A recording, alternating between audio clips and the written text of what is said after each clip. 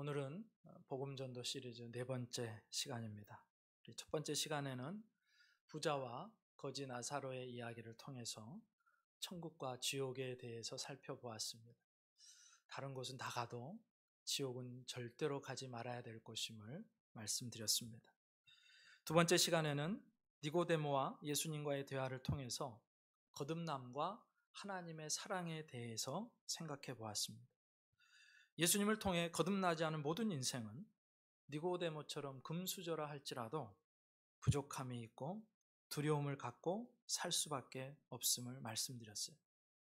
지난 시간 세 번째 시간에는 허물과 죄로 죽었던 우리 인간들의 실상과 그런 죄인을 살리시는 하나님의 사랑과 긍휼에 대해서 함께 나누었습니다. 허물이란 하나님께서 정해주신 위치를 벗어나는 것이었고, 죄는 그 인생의 방향과 목적을 상실하는 것이었습니다.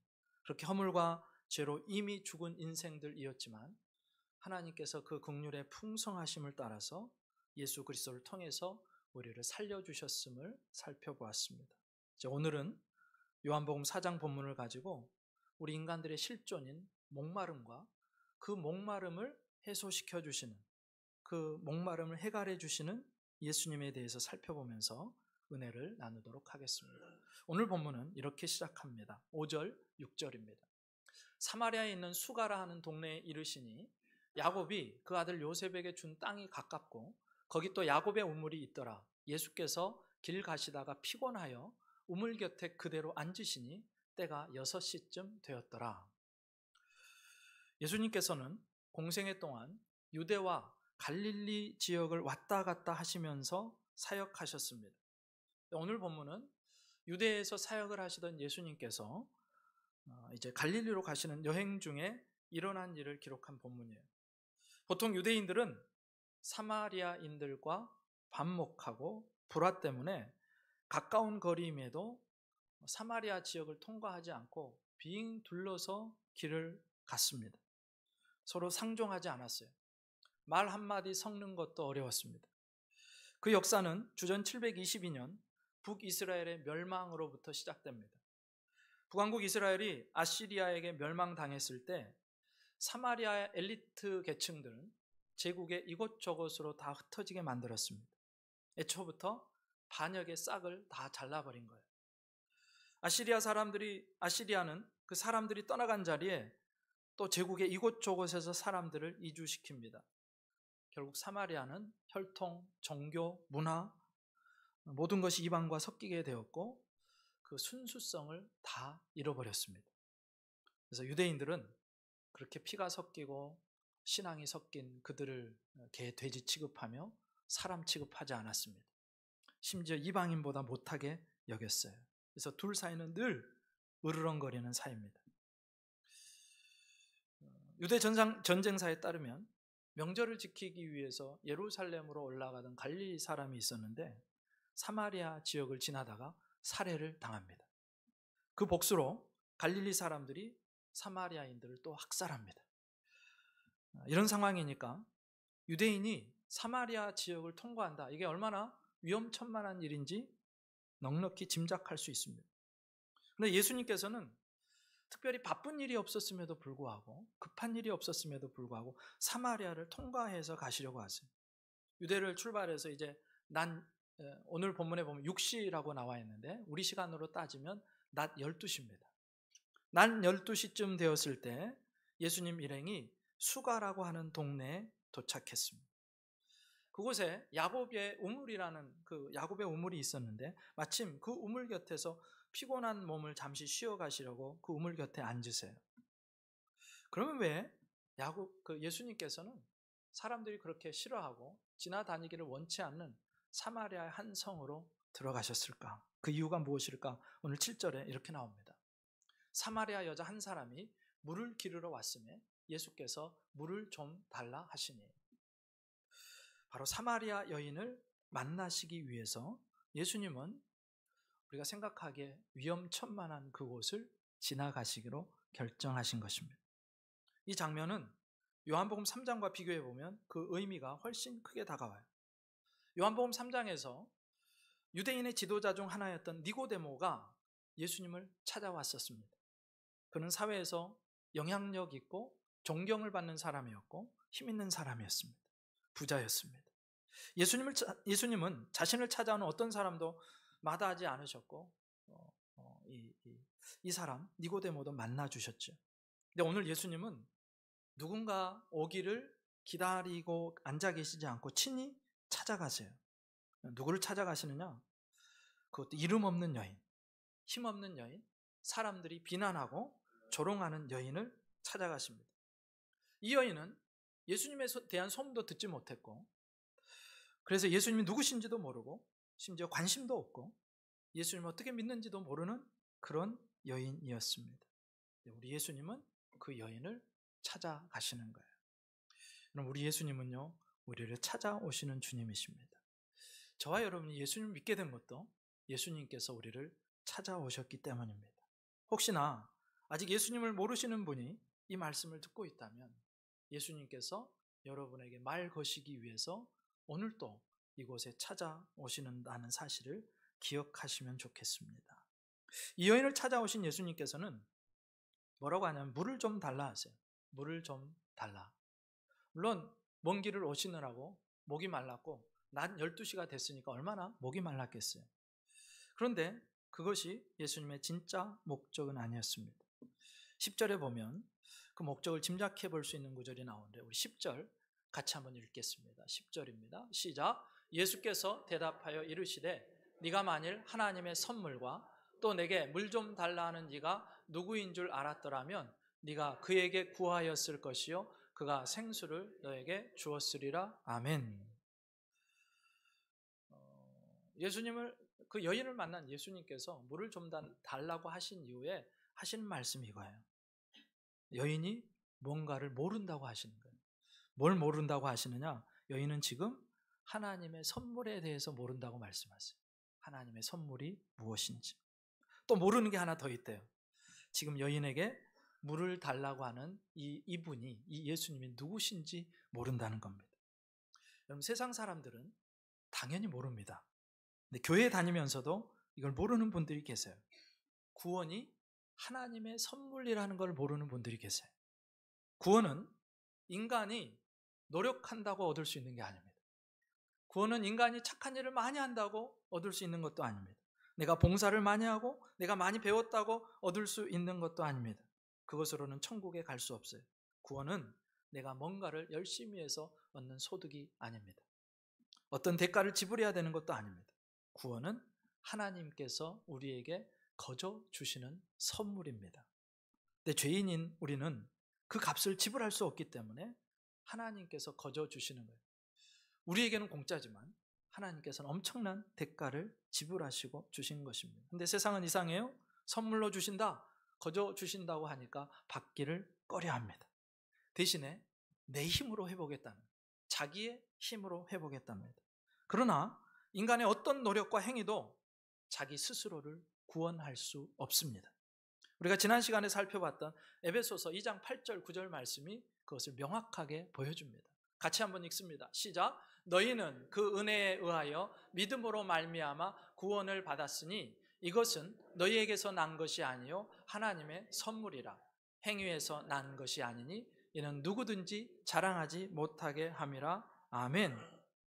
여기서 구원을 뭐라고 하냐면 구원은 하나님의 선물이다. 분명하게 말씀합니다. 은혜라는 게 뭐냐면 자격 없는 자에게 주시는 하나님의 선물입니다. 그게 구원이에요. 행위에서 온 게 아니랍니다.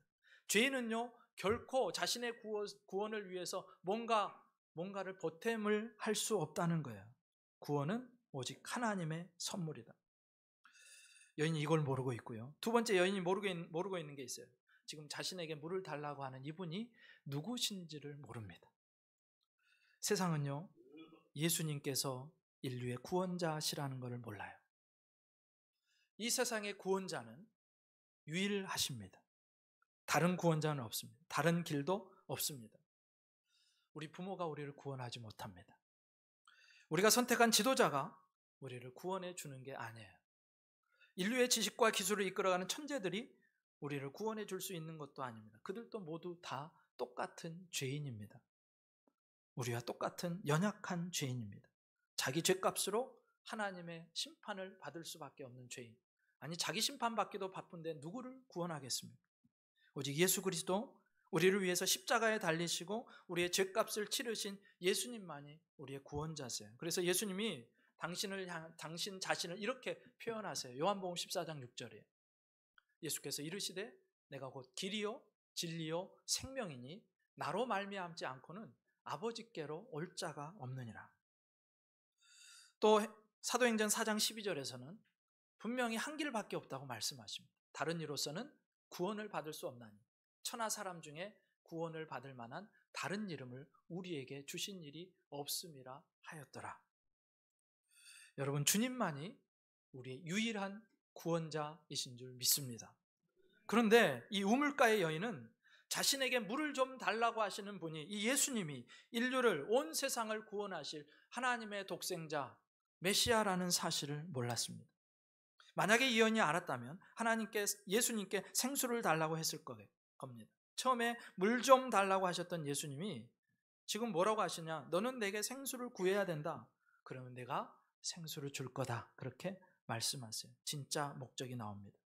예수님은요, 그저 우물물 얻어 드시고 싶으셔서 여인에게 말을 거신 것이 아니고 그녀를 살릴 수 있는 생수를 주기 위해서 여인에게 말을 거셨다는 겁니다. 그리고 그 험한 길을 이 여인 아무도 알아주지 않고, 그리고 예수님에 대해서 알지도 못하고 하나님의 선물인 구원에 대해서도 모르는 이 여인을 만나시고 이 여인을 살려주시기 위해서, 이 여인을 구원하시기 위해서 이 길을 찾아오셨다는 거예요.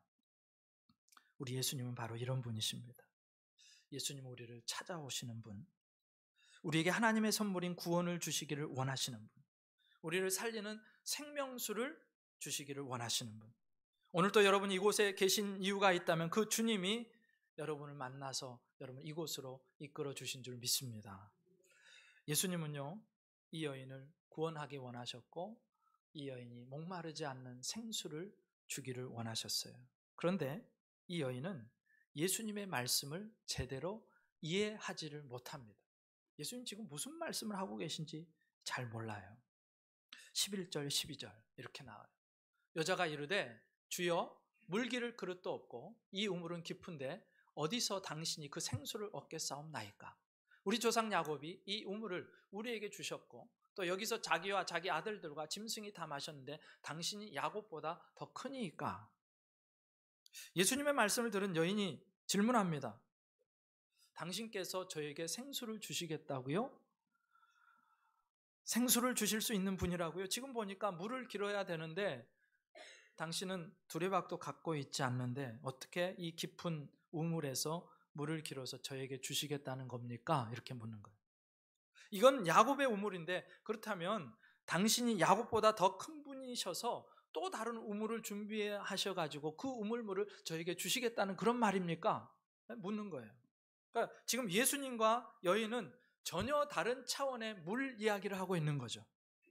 여인은요, 우물에서 길어 올릴 그 우물물을 이야기하고 있어요. 그런데 예수님은 그 여인을 살릴 수 있는 물, 생명을 주시는 영생수를 지금 말씀하고 있습니다. 전혀 다른 차원의 이야기가 두 사이에 왔다 갔다 하고 있는 것입니다. 그럼 사실 우물 곁에서 이 물이라는 주제를 가지고 이야기하면서 예수님은 여인의 호기심을 일으키십니다. 여인이 대화에 집중할 수 있도록 하시는 거예요. 처음에는 낯선 유대인 남자라고 경계했던 이 여인은 우물물로 시작한 이 대화가 아마도 즐거웠을 것 같아요. 물론 예수님의 진짜 뜻을 파악하지 못했고 핵심을 비껴가고 있지만 그럼에도 대화가 계속되고 있다는 것이 놀랍습니다. 당시의 역사적 상황으로 볼 때 여인의 표현대로 유대인 남자인 예수님이 사마리아 여자에게 말을 거시고 무언가를 요구하시는 것은 아주 낯선 광경입니다. 이상한 광경이에요. 근데 우리 예수님은 그 여인을 구원하시기 위해서 그 여인에게 찾아오셨고 그 여인에게 말을 거셨고 그 여인을 기다려주고 계시고 그 여인에게 질문하고 계시고 그 여인을 이해시켜주고 계시는 것입니다. 여인의 말을 들은 예수님께서 다시 한번 이제 여인이 알아듣도록 생수에 대해서 말씀하시는 거예요. 13절, 14절 같이 읽습니다. 시작. 예수께서 대답하여 이르시되 이 물을 마시는 자마다 다시 목마르려니와 내가 주는 물을 마시는 자는 영원히 목마르지 아니하리니 내가 주는 물은 그 속에서 영생하도록 솟아나는 샘물이 되리라. 아멘. 예수님이 말씀하시는 생수는요, 지금 이 여인이 매일매일 야곱의 우물에서 길어 올리는 그런 우물물이 아니었습니다. 우물물은 오늘 길어서 오늘 마시고 다 떨어지면 또 내일 나와서 내일 또 물을 마셔야 됩니다. 우물물은 잠깐의 목마름을 해소해 줄 뿐이에요. 시간이 지나면 또 와야 됩니다. 물이 떨어지면 또 와야 돼요. 그런데 예수님께서 지금 여인에게 말씀하시고 여인에게 주고 싶어 하시는 물은 그 여인의 속에서 그 여인을 살리는, 그래서 영생하도록 솟아나는 샘물입니다. 예수님은요, 이 여인을 살리는 생수를 주고 싶으신 거예요. 그 영혼이 다시는 목마르지 않도록 해주고 싶으셨다는 것입니다. 이 말이 무슨 뜻일까를 생각해 보면요, 예수님께서 이 여인 안에 있는 깊은 갈증, 깊은 목마름을 보고 계셨고 알고 계셨다는 거예요. 그 목마름 때문에 지금 고민하고 애타하고 고통하는 그녀를 안타까워하고 불쌍히 여기시고 그녀를 그 목마름에서 건져주시기 위해서 예수님이 이곳까지 오셨다는 것입니다. 여러분, 사람은요, 누구에게나 목마름이 있습니다. 갈증이 다 있습니다. 없음에서 오는 목마름이 있죠. 많은 비혼 남녀들이 목말라 합니다. 좋은 남자만 만나면, 좋은 여자만 만나면 얼마나 좋을까. 그렇게 잘 만나면 내 정서도 안정되고 허무한 것도 채워지고 인생이 더 좋아질 거라고 생각합니다. 돈이 좀 더 있으면 얼마나 좋을까. 저 자리에 저 권력을 누리게 되면 얼마나 좋을까. 꿈에도 그리던 어떤 성취를 하면, 성공을 하면 얼마나 좋을까. 없음에서 오는 목마름입니다. 그런데 이 없음에서 오는 목마름은 그래도 희망이 있죠. 없으니까 앞으로 있게 되면 희망이 있습니다. 있으면 더 좋아지지 않을까, 행복해지지 않을까. 근데 이것보다 더 심한 목마름이 있죠. 그 목마름이 뭐예요? 있음에도 불구하고 오는 목마름입니다.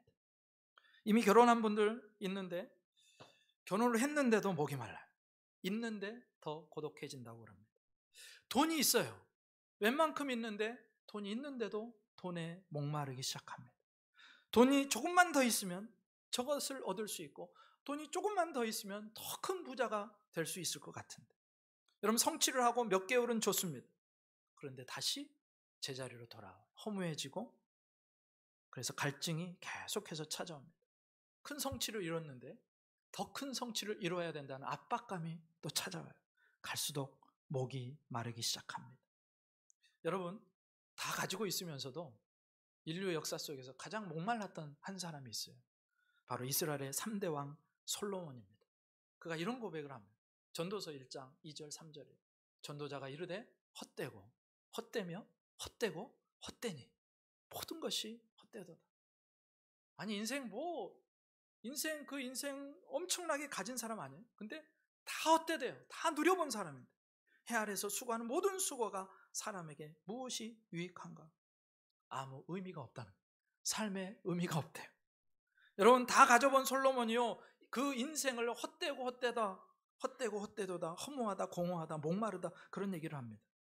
근데 어떤 사람인지 아시죠? 세상을 살다 간 사람 중에 최고의 지혜를 가졌던 사람. 우린 그것만 있어도 좋을 것 같은데, 세상에서 가장 큰 부를 누리다 간 사람, 우린 그것만 있어도 좋을 것 같은데, 왕비와 후궁을 비롯해서 그가 거느렸던 여인이 심지어 1000명이에요. 최고의 권력자, 왕의 자리에 앉아 있습니다. 다 가진 사람이에요. 다 가진 사람. 그런데 다 가졌는데 허무하고 공허하고 목말랐다는 거예요.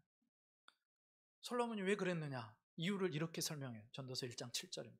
모든 강물은 다 바다로 흐르되 바다를 채우지 못하며. 이겁니다. 모든 강물이 바다로 다 흘러가는 것 같은데 바다를 채우지를 못한대요. 솔로몬은요, 다 가졌는데 그것이 솔로몬의 공허한 영혼을 채울 수 없답니다. 여기서 강물이 뭐냐? 세상이 줄 수 있는 모든 것들입니다. 이를테면 돈, 명예, 권력, 성취, 성공, 쾌락. 그 강물이 흘러서 어디로 들어가요? 인간의 마음속으로 들어갑니다. 바다, 인간의 마음이에요. 인간의 영혼입니다. 강물이 바다를 다 채우지 못하듯이 세상의 모든 것을 다 갖다 주는데 솔로몬이 그건 모든 것을 다 누리고 있는데 그 영혼이 공허한 거예요. 왜 그럴까요? 인간의 영혼이 세상보다 크기 때문에. 한 사람이 천하보다 귀하다는 말은 그냥 나온 말이 아니에요. 온 세상보다, 온 우주보다 한 영혼이 귀하고 큽니다. 그래서 온 우주 만물을 다 누리게 해줘도요, 이 사람은 공허한 거예요. 그런데 그 목마름에 더 근본적인 이유가 있습니다. 그것은 바로 인간이 하나님을 떠났기 때문이에요. 여러분, 하나님을 떠난 인간이 태생적으로 갖게 된 것이 바로 영혼의 목마름입니다. 그래서 우리 인생들은요, 단 한 사람도 예외 없이 다 무엇인가 목말라 합니다. 하나님이 인간을 어떻게 지었지요? 하나님과 사랑하며 하나님과 동행하며 하나님과 연합하며 그 안에서만 목마르지 않도록 지으셨어요. 하나님을 떠나서는요, 그 목마름이 해결될 수 없게 지으셨어요. 그래서 인간에게는요, 처음부터 하나님이 아니시면 채울 수 없는 공간이, 큰 구멍이 있어요. 근데 불순종으로 말미암아 하나님과 관계가 단절됐어요. 하나님 인간을 떠나셨습니다. 있어야 될 자리를 잃어버렸고 존재 목적과 방향을 잃어버린 채로 우왕좌왕하기 시작했어요.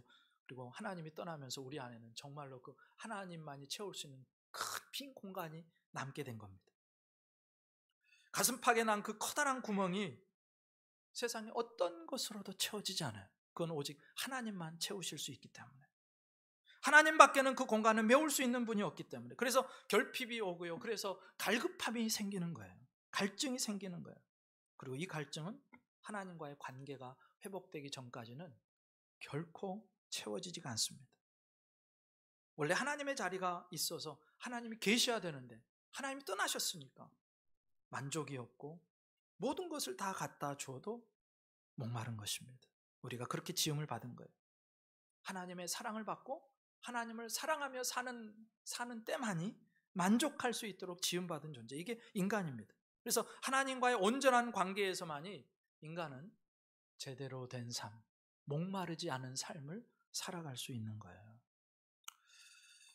여러분, 어떤 성취를 하거나 원하는 것을 얻으면 우린 잠깐 행복하죠. 새로운 핸드폰을 샀어요. 행복합니다. 근데 얼마 지나지 않아서 그것보다 훨씬 좋은, 성능이 좋은 신모델이 나오면 우리는 또 그것 때문에 불행해요. 또 갖고 싶어요. 어찌어찌 열심히 일을 해서 주택을 하나 마련했습니다. 얼마나 좋습니까? 행복해요. 근데 그 행복이 몇 년을 가지 못합니다. 원하는 이성 친구를 만나고 결혼하면 얼마나 좋습니까? 잠깐은 행복하죠. 그런데 그 행복도 길지 못해요. 어떤 성취를 했어요. 성공을 했어요. 얼마나 좋습니까? 얼마나 행복해요. 그런데 그 성취도 얼마 가지 못합니다. 몇 개월을 가지 못해서 그 행복이 다 어디론가 빠져나가 버려요. 어거스틴이 그런 얘기를 했죠. 하나님, 당신을 위해서 우리를 창조하셨으므로 우리 마음이 당신 안에서 안식을 얻기까지는 평안이 없나이다. 우리는 주님 안에 거하기까지, 주님이, 하나님이 우리 안에 있는 그 구멍을 메워주기까지는 결코 만족함이 없는 존재로 그렇게 지음받았다는 것입니다. 그래서 늘 하나님을 떠난 인간에게는 결핍이 있고 부족함이 있고 거기서는 목마름이 있는 거예요.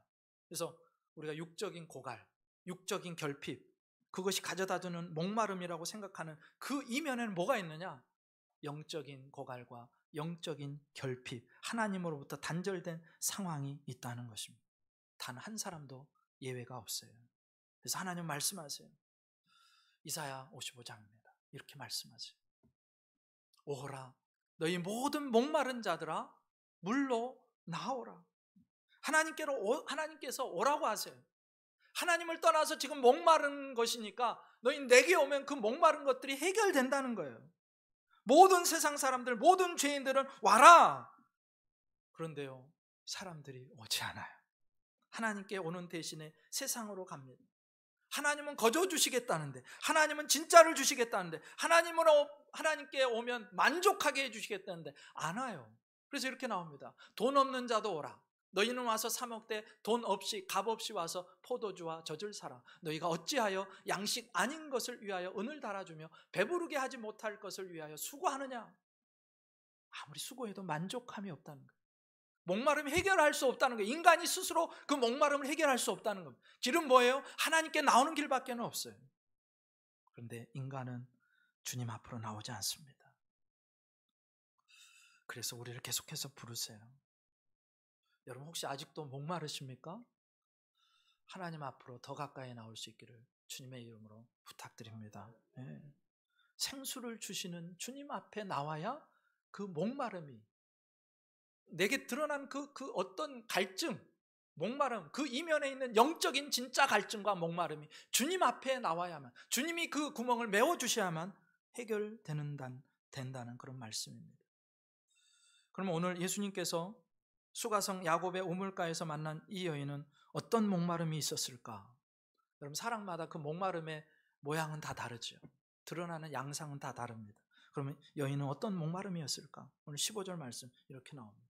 여자가 이르되 주여 그런 물을 내게 주사 목마르지도 않고 또 여기 물 기르러 오지도 않게 하옵소서. 방점이 어디 있는, 강조가 어디 있냐? 여기 물 기르러 오지 않게 해주세요. 이게 여인의 강조점입니다. 이 여인은요, 낮 12시에 우물가로 나온 사람입니다.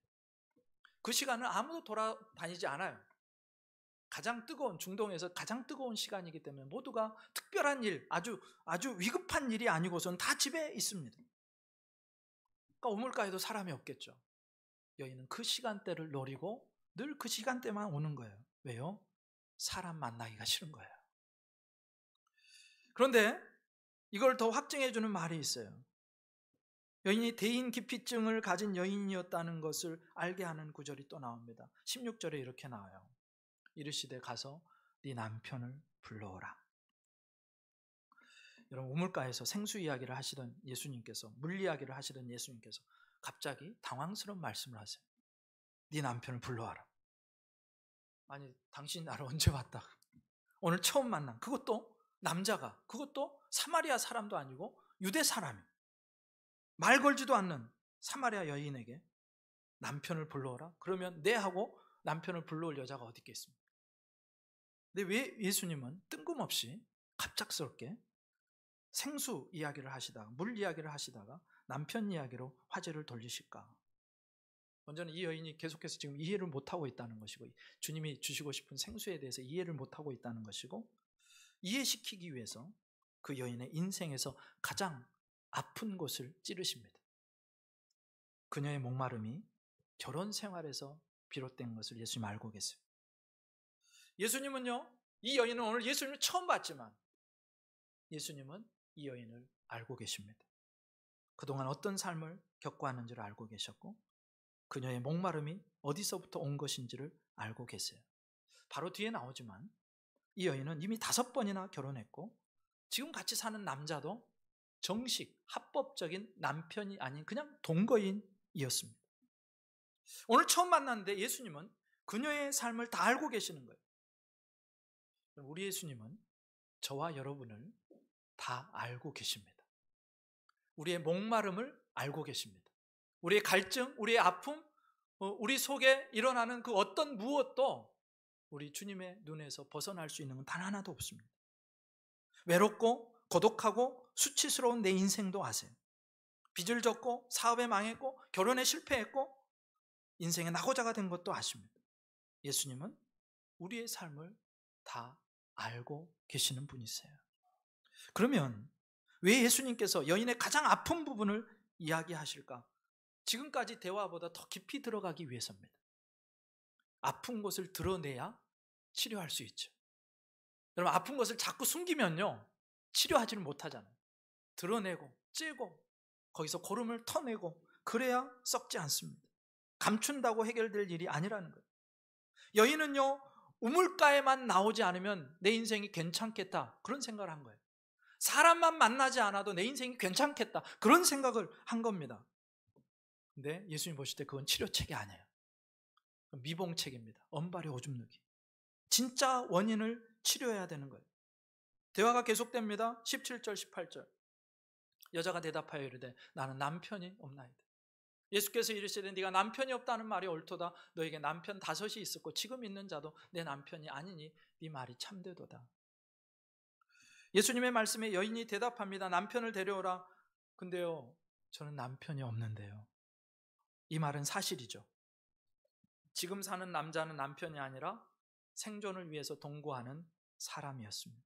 그러니까 남편 아니에요. 근데 그렇다고 그녀의 상황을 다 드러내는 진실도 아니었습니다. 근데 그럼에도 예수님은요, 남편이 없다는 이 여인의 말을 인정해 주세요. 옳다고 말씀하세요. 그래, 남편이 5이 있었고 지금 있는 자도 남편이 아니니까 남편이 없다는 네 말이 맞다. 오늘 처음 만난 사람이 마치 내 인생 전부를 처음부터 끝까지 봐온 것처럼, 이 순간까지 다 봐온 것처럼 내 가장 취약한 부분을 말씀하실 때 이 말을 듣는 사람은 얼마나 충격이겠습니까?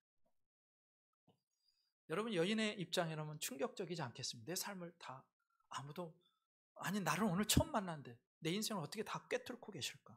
그래서 이 여인은요, 예수님을 선지자라고 생각해요.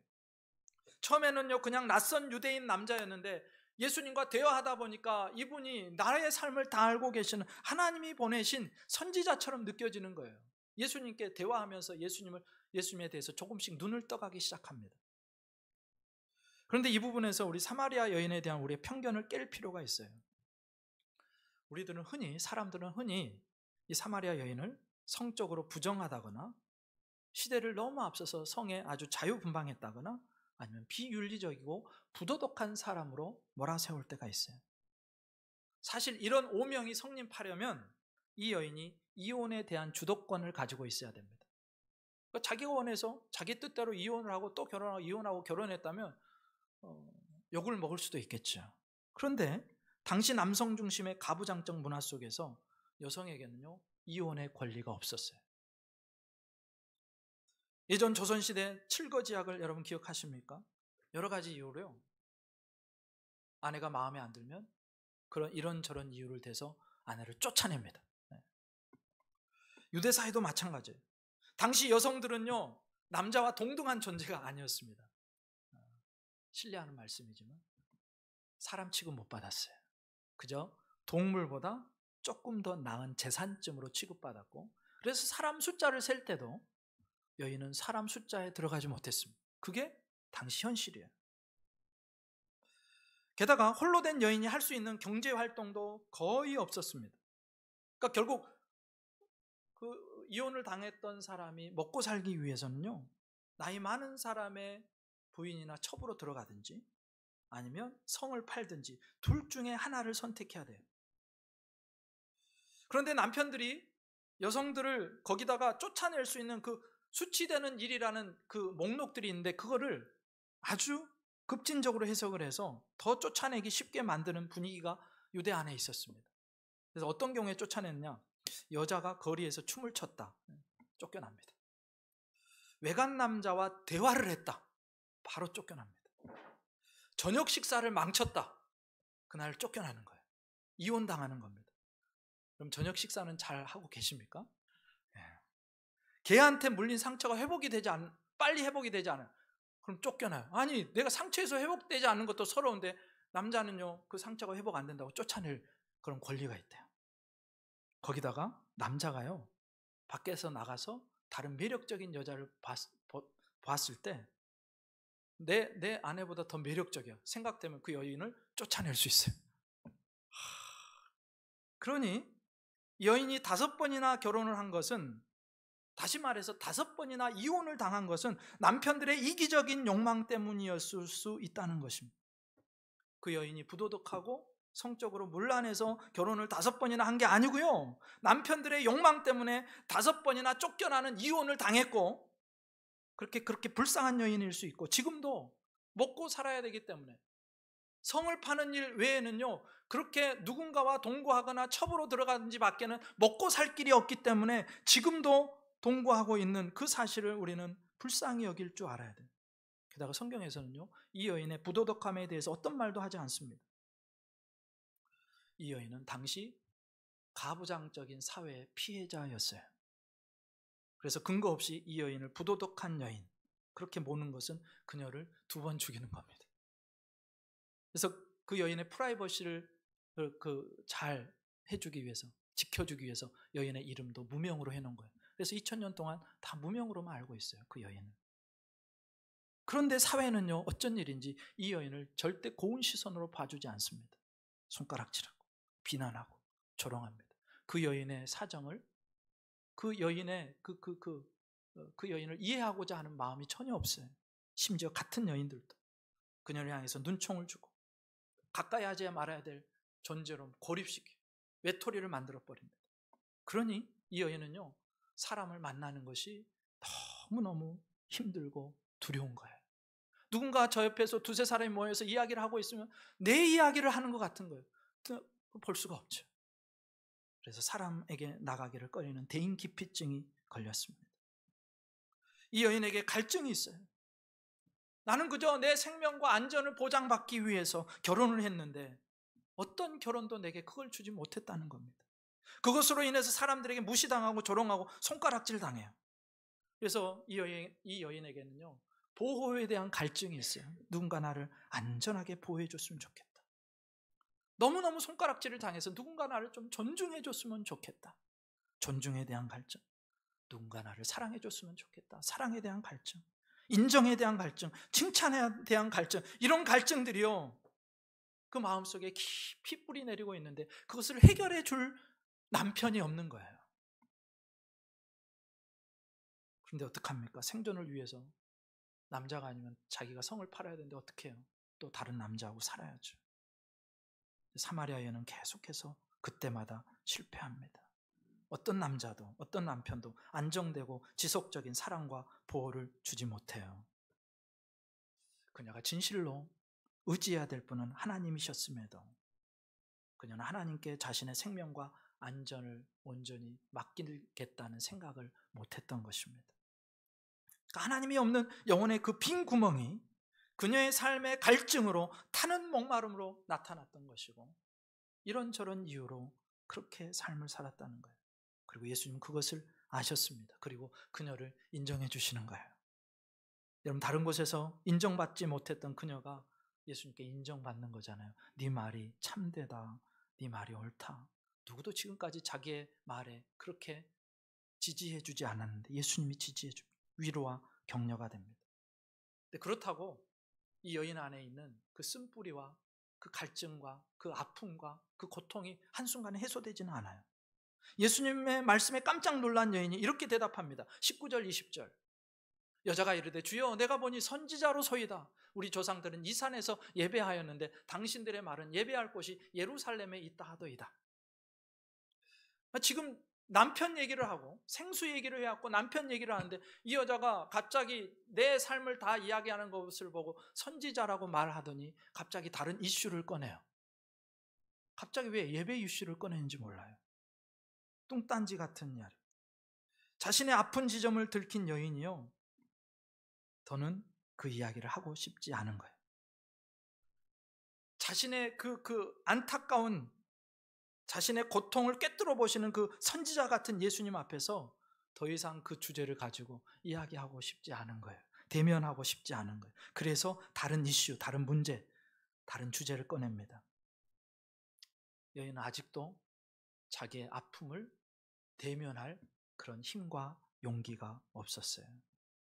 아마도 예수님의 말씀을 들은 여인의 더 올바른 반응은 이런 것이 아닐까 제가 추측해 봤습니다.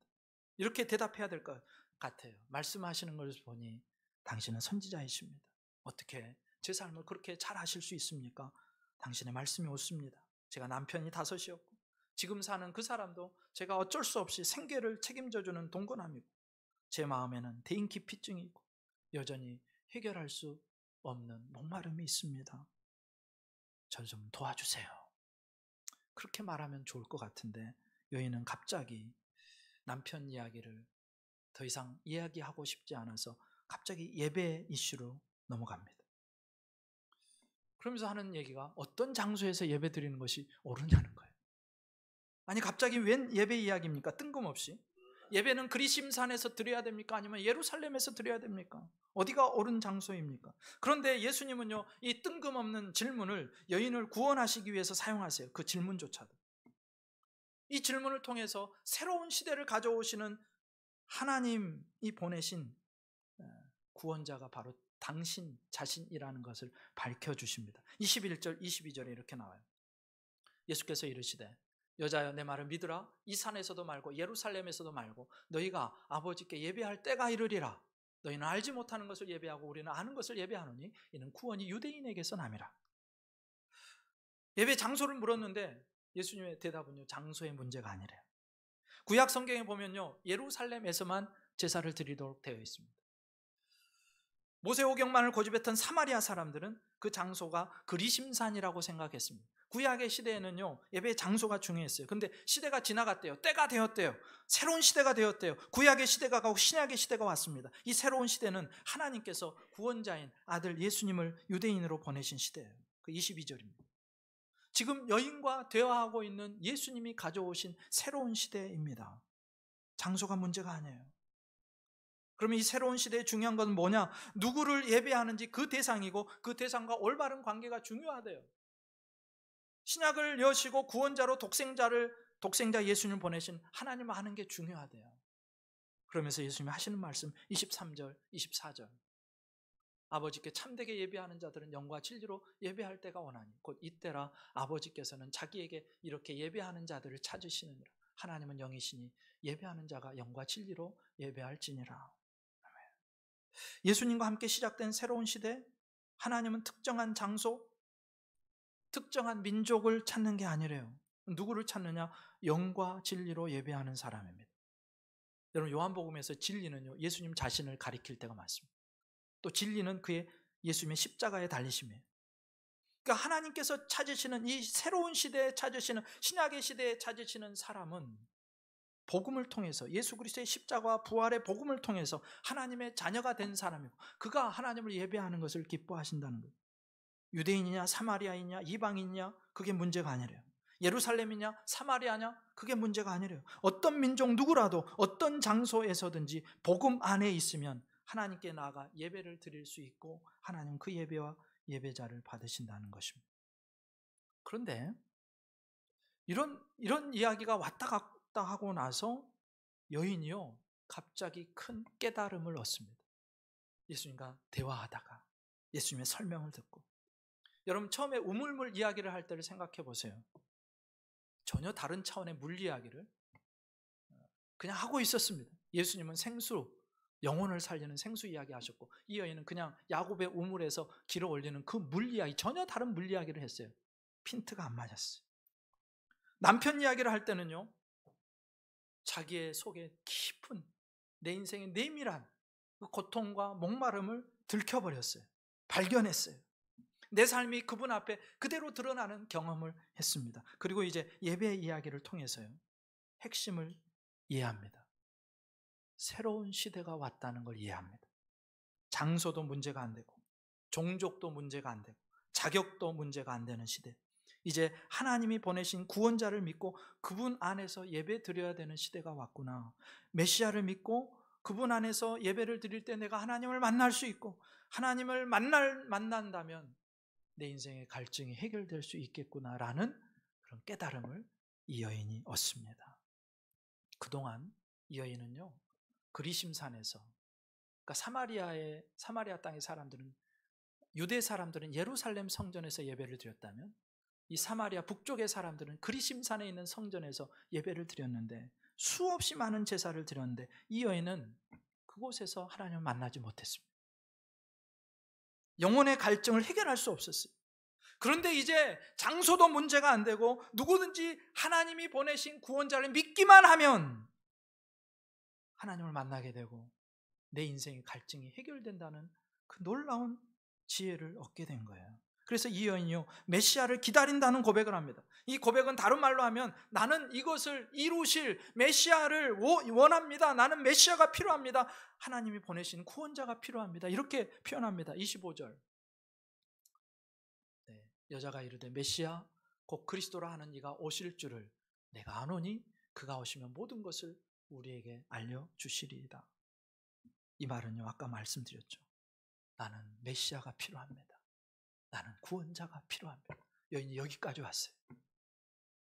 이 짧은 대화 속에서 여인은요 점점점 예수님을 알게 되었고 자기 자신의 현 주소를 깨닫게 되었고 예배라는 문제를 통해서 이제 나는 메시아가 필요합니다. 나는 구원자가 필요합니다라는 이 지점까지 왔습니다.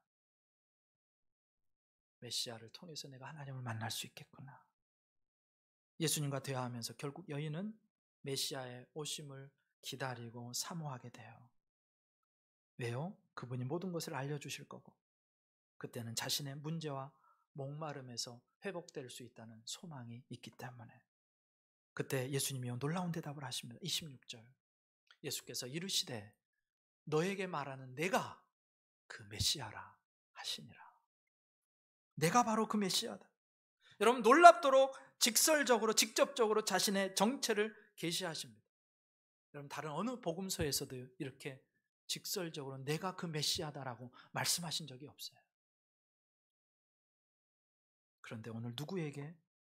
익명의 사마리아 여인에게, 사람들에게 따돌림 당하고 조롱당하고 무시받던 그 여인에게, 아무도 관심 가져주지 않던 그 여인에게 예수님이 가셔서 내가 메시아다, 너를 구원할 메시아다 말씀하십니다. 여러분, 예수님의 복음은, 우리 주님은 사람을 차별하지 않습니다. 사람들에게 조롱당하고 손가락질 받던 피해자 여인은요, 메시아 예수님을 이렇게 만나는 거예요. 그리고 이 만남을 통해서 여인의 삶이 완전히 바뀌어지게 됩니다. 어떻게 알아요? 이어지는 여자의 행동을 보면 알아요.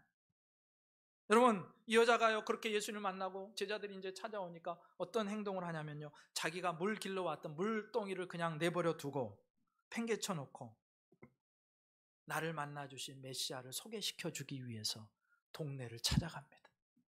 동네 사람 만나지 않기 위해서 낮 12시에 계속 매일 12시마다 우물가를 찾아왔던 이 여인이, 대인기피증이 있었던 이 여인이 예수님을 만나고 나서 그의 속의 목마름이 해결되고 나서 사람들 속으로 가기 시작하는 거예요. 29절에 이렇게 나오죠. 내가 행한 모든 일을 내게 말한 사람을 와서 보라, 이는 그리스도가 아니냐. 내가 메시아를 만났다는 거예요. 내가 구원자를 만났다는 겁니다. 그래서 어떻게 해요? 와서 보라 이야기합니다. 전도는 다른 게 아니에요. 와서 한번 보세요. 와서 한번 말씀 들어보세요. 여러분, 예수님을 만난 이 여인은요, 이제 사람을 만나는 게 두렵지 않게 됐습니다. 사람을 피하기만 하던 그녀가 이제 사람들 속으로 들어갔죠. 사람들의 시선과 수군거리는 소리가 힘들었던 그녀가 이제 사람들에게 소리치기 시작합니다. 내가 메시아를 만났노라. 예수님을 만나고 여인은 평생 시달려온 목마름과 갈증이 치료됩니다. 그 한순간에, 그 말 몇 마디 하지 않았는데 내가 메시아다. 그리고 그 주님을 만난 순간 그녀가 다 깨끗하게 회복됩니다. 마음의 문제가 정리가 돼요. 현실을 직면할 수 있게 되는 거예요. 그래서 그녀에게 이제 가장 중요한 일은 물 깃는 일이 아니었고, 아무도 만나지 않는 일이 아니었고, 사람들을 만나서 그 예수님을 소개시켜주는 일이 된 겁니다. 그렇게 가부장적 사회 속에서 고통당하며 피해자로 살던 이 여인은 예수님을 만나고 마음속의 갈증, 목마름이 해결되고 어두운 삶에 빛이 비치기 시작한 거예요. 그렇게 그녀는 구원받습니다. 여러분, 예수님을 만나면 우리의 목마름이 이 여인처럼 해결될 줄 믿습니다. 네. 예수님을 만나면 저와 여러분의 인생의 가장 중요한 문제가 해결될 줄 믿습니다.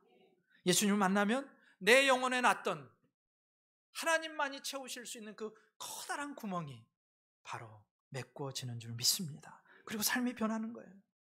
저는 이 예수님을 저와 여러분이 누리고 또 다른 분에게도 이 예수님을 소개시켜 주기를 간절히 바랍니다. 오늘 주님 말씀하세요. 목마른 자들아 나와라. 내가 목마르지 않게 생수를 너희에게 주겠다. 저는 오늘 이 예수님 여러분에게 드리고 싶습니다. 사람은 누구나 목말라요. 하나님을 떠난 모든 인생은 다 목마릅니다. 아직도 그 목마른 가운데서 고통하며 사시는 분들이 계시지 않습니까? 아직도 그 갈증 속에서 마시고 마셔도 계속해서 마셔야 되는 바닷물만 마시면서 계속해서 그 갈증 때문에 힘겨워하고 계신 분들은 계시지 않습니까? 이 시간 여인을 만나주셨던 예수님께서 여러분을 만나기 위해서 이 자리에 여러분을 부르신 줄 믿습니다. 이제 나도 여인처럼 예수님을 만나고 예수님을 내 구세주와 주인으로 영접하고 예수님의 생명으로 회복되고, 그래서 내 안에 날마다 솟아나는 샘물 생수가 흘러넘치고, 그래서 영적으로 충만하고 생기 있으며 증인으로 쓰임받기 원하시는 분들은 잠시 저를 따라 기도해 주시면 감사하겠습니다. 이미 예수님을 영접하신 분들도 다시 한번, 주님만이 내 목마름을 해결하실 수 있는 유일한 분이십니다. 주님만이 내 인생의 생수를 주시는 분이십니다. 주님만이 내 인생의 구원자이십니다 라고 고백하면서 함께 따라해 주시면 감사하겠습니다.